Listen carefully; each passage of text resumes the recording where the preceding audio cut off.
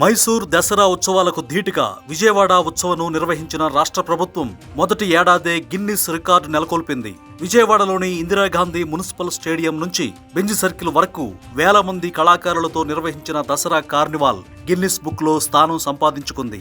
అత్యధిక మంది డప్పు కళాకారులు పాల్గొన్న వేడుకగా గుర్తింపు పొందింది. సీఎం చంద్రబాబుకు ప్రశంసా పత్రాన్ని గిన్నిస్ బుక్ ప్రతినిధులు అందజేశారు. దసరా కార్నివాల్ వాక్లో అమ్మవారి ఊరేగింపు ప్రత్యేక ఆకర్షణగా నిలిచింది.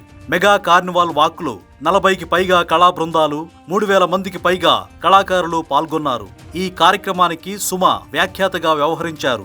AP creative cultural committee chairperson Tejaswi ఒక్కో కళారూపం ప్రత్యేకతను వివరించారు. సీఎం చంద్రబాబు కార్నివాల్ ను చాలా ఆసక్తిగా వీక్షించారు. మధ్య మధ్యలో కళాకారులకు అభివాదం చేస్తూ వారిని ఉత్సాహపరిచారు. దీన్ని చూసేందుకు ప్రజలు భారీగా తరలివచ్చారు.